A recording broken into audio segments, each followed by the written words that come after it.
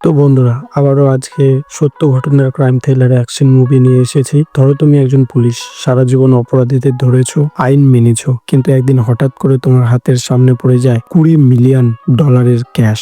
এখন প্রশ্ন একটাই, আইন নাকি লোভ, বন্ধুত্ব নাকি টাকা? আজকে আমরা কথা বলবো নেটফ্লিক্সের ভয়ঙ্কর সিনেমা দ্য রিপ 2026 সালের, যেখানে বন্ধু বন্ধুদের শত্রু হয়ে যায় আর এক রাতে সবকিছু ধ্বংস হয়ে যায়। চলো শুরু করা যাক পুরো গল্প। সিনেমা শুরু হয় মিয়ামি পুলিশ বিভাগের ক্যাপ্টেন জ্যাকি ভ্যালেজের হত্যাকাণ্ড দিয়ে। তাকে মুখোশধারী দুই ব্যক্তি গুলি করে মেরে ফেলে। মৃত্যুর ঠিক আগের মুহূর্তে জ্যাকে তার টিমের সদস্যের ডেন ডুমার্সকে একটি টেক্সট মেসেজ পাঠিয়ে একটি বড় বাড়ির ঠিকানা দিয়ে যান, লোকেশন সহ।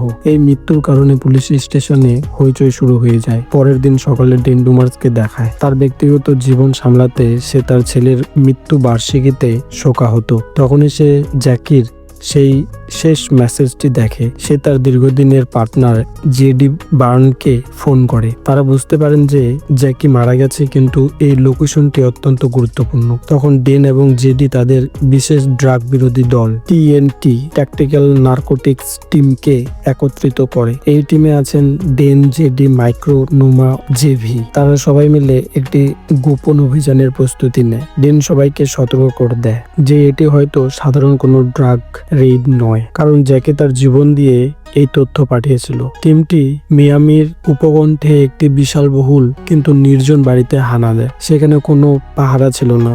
সেটা দেখে ডেন সন্দেহ করে। বাড়ির গেটে হানা দিতে বেরিয়ে আসে শুধু একটি মেয়ে, তার নাম ছিল টেসি। সে এই বাড়িতে শুধু একাই আছে। বাড়িতে ঢুকে সবকিছু তল্লাশি করে তারা, কিন্তু একটি ছাদ তাদের নজর কেড়ে নেয়। সেখান থেকে পায় তারা লাল প্লাস্টিক বালতিতে টাকায় ভর্তি। সব টাকা প্যাকিং করার সঙ্গে তার উপর টাকার সংখ্যাটাও লেখা। এত টাকা দেখে সবাই ঘাবড়ে যায়। ডেন ডুমার্স এবং তার পুরনো বন্ধু জেডি বার্ন সিদ্ধান্ত নেন যে তারা নিয়ম ভেঙে এই টাকা হেডকোয়ার্টারে রিপোর্ট করবেন না এবং নিজেরাই পাহারা দেবেন।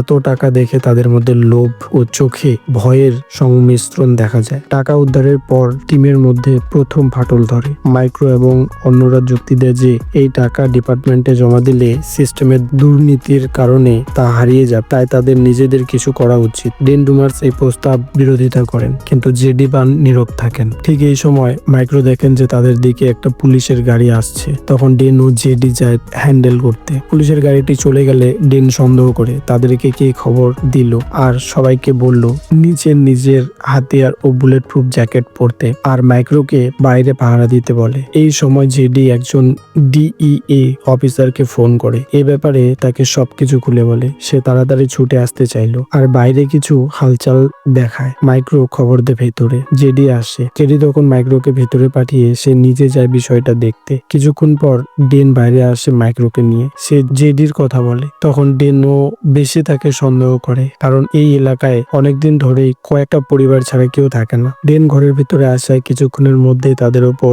একটি বড় হামলা হয়। বৃষ্টি পড়ার মতো গুলি তাদের উপর ছুটে আসে। এই হামলায় একজন হামলাকারীকে তারা মেরে ফেলে। জেডি এবার সন্দেহ প্রকাশ করে যে তাদের টিমের কেউ হয়তো বাইরে কারোর সাথে যোগাযোগ করছে। এখানে ডেন তার সেই বিখ্যাত মানি ট্র্যাক কৌশলটি খাটান। তিনি প্রত্যেক জনকে এক রকম টাকার পরিমাণের কথা বলেন, যাতে বুঝতে পারে কে বাইরে তথ্য পাচার করে। ডেন লক্ষ্য করেন যে মাইক্রো বারবার তার ফোনের দিকে তাকাচ্ছে। ডেন তখন সবাইকে নিয়ে একটি পরিকল্পনা করেন। এরই মধ্যে মাইক্রো গোপনে DEA এজেন্ট মার্টিনিক্স এর সাথে যোগাযোগ করেন। মার্টিনিক্স আসলে পর্দার আড়ালের মূল ভিলেন। মার্টিনিক্স ফোনে মাইককে বলে $1.5 মিলিয়ন জন্য তো আর ঝুঁকি নেওয়া যায় না। ডেন আড়াল থেকে এটি শুনে ফেলে। তিনি স্তম্ভিত হয়ে যান, কারণ $1.5 মিলিয়ন শুধু মাইক্রোই জানেন। ডেন নিশ্চিত যে মাইক্রোই একজন বিশ্বাসঘাতক। তখনই সেখানে আসে মার্টিনিক্স তার গাড়ি নিয়ে। সব টাকার ব্যাগ তারা গাড়িতে তুলে দেয় এবং নুমা, জেভি ও ডেসিকে সেখানেই ছেড়ে গাড়ি নিয়ে বেরিয়ে যায়। এইখানেই শুরু হয় সিনেমার সবচেয়ে বড় আসল অ্যাকশন সিকোয়েন্স।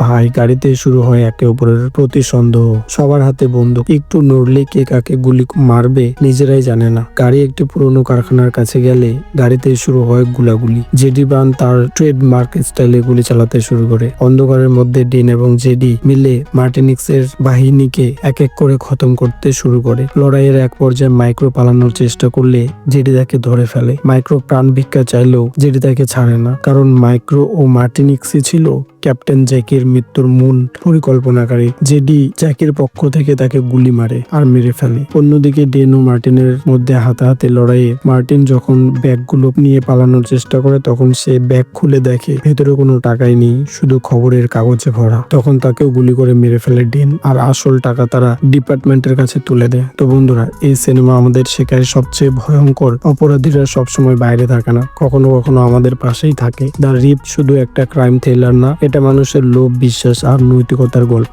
ভিডিওটি ভালো লাগলে চ্যানেলটিকে সাবস্ক্রাইব করে পাশে থাকবেন। দেখা হচ্ছে নতুন অন্য কোনো সিনেমার গল্প নিয়ে। ততক্ষণে ভালো থাকবেন সবাই, ধন্যবাদ।